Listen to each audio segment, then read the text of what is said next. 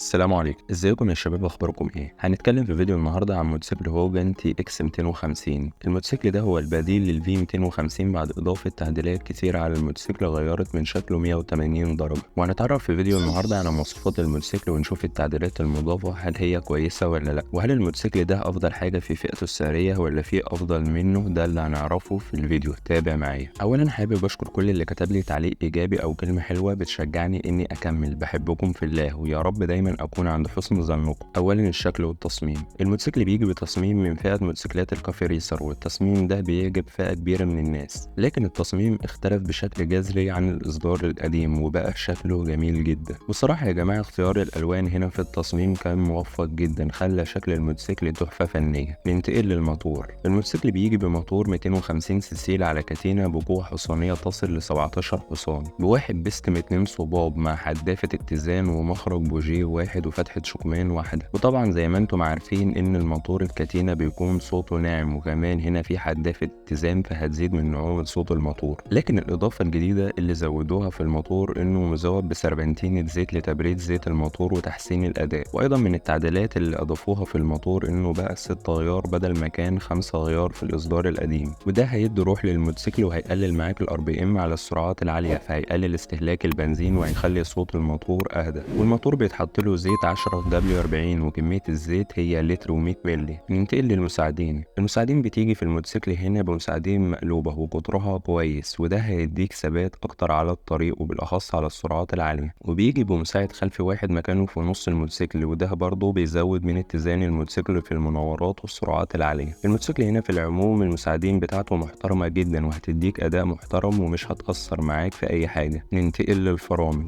الموتوسيكل هنا بيجي بفرامل أمامية وخلفية باكم ديسك على ماستر فرامل، وهي نفس الفرامل اللي موجودة في الإصدارات السابقة، وأدائها كان محترم ومحدش واجه معاها أي مشاكل في الاستخدام. وننتقل للكاوتش في الموتوسيكل. الموتوسيكل هنا بيجي بكاوتش أمامي مقاس 90 وكاوتش خلفي مقاس 130، وهم طبعا نفس الكاوتشات اللي كانت موجودة في الفئة القديمة. ننتقل للإضاءة. الموتوسيكل هنا بيجي بإضاءة ليد بالكامل، والكشاف الأمامي بيجي بشكل كويس جدا، لكن الإضاءة بتاعته مش هتكون أحسن حاجة، هتكون إضاءة متوسطة إلى حد ما. لكن الشركة هنا كانت عاملة حسابها على الكلام ده وزودت الموتوسيكل بفوجات أمامية على الاكسدام اللي بيحمي التانك والفبر من الصدمات اللي راكب على الشاسيه الموتور، فكده الإضاءة هتكون كويسة إلى حد ما ومش هتواجه أي مشاكل معاها. ننتقل لوضعية الجلوس في الموتوسيكل. الموتوسيكل هنا بيجي بشلتة تصميمها محترم جدا من الجلد، والموتوسيكل ده أنا شايفه شخصيا هو أحسن ركوبة في الإصدارات الثلاثة الجديدة الموجودة في السوق. الموتوسيكل هنا الجلوس بتاعه مستوي، ما انتش مكفي على الجدون، فظهرك ما بيكونش مايل بزاوية كبيرة، فبيكون مريح وبيديك راحة مع المسافات الطويلة. وأيضا بيجي بشبكة خلفية من المعدن، ودي هتدي راحة للراكب الخلفي. وبرضه لو هتربط حاجة وراك أو فكرت في يوم من الأيام إنك تشتغل دليفري بالموتوسيكل ده، فهتقدر تركب صندوق على الموتوسيكل. الموتوسيكل أيضا بيجي بطرابة خلفية، لأن الموتوسيكل هنا الديل بتاعه مش طويل بشكل كبير، وده المعتاد في نوعية الموتوسيكلات دي. ننتقل للتانك.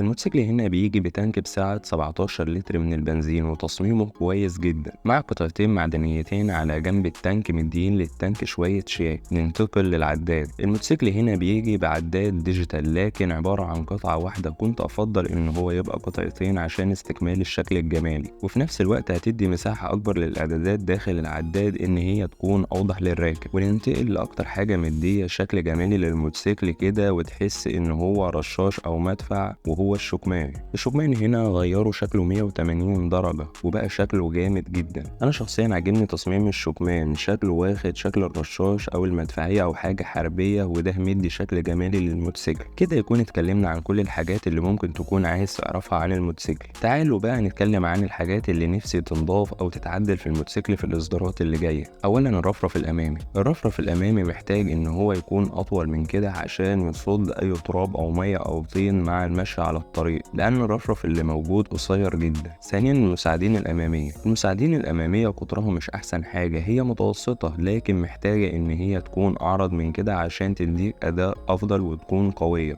ثالثا وزي ما قلنا العداد، محتاجين يغيروا تصميم العداد ويكون على الأقل قطعتين عشان يدي شكل جمالي أكتر للموتوسيكل، وإن تكون الإعدادات بتاعة العداد ظاهرة للراكب بسلاسة ودقة. يفضل في الإصدار القادم تعديل الكشاف الأمامي وتزويده بلمبات إضاءة أقوى من كده عشان يدي أداء محترم في الطرقات المظلمة. ننتقل لسعر الموتوسيكل. الموتوسيكل حاليا سعره رافع في السوق. أول ما نزل كان سعره عامل 55 ل 56 ألف جنيه، حاليا سعره ما بين من 62 ل 65 ألف جنيه على حسب كل معرض وكل تاجر. وكده نكون وصلنا لنهاية فيديو النهاردة، يا رب أكون فدتكم في الفيديو. ولو عندك أي استفسار أو طلب أو ترشيحات اكتب لي في التعليقات. وبس كده، ما تنساش اللايك والاشتراك. دمتم في أمان الله.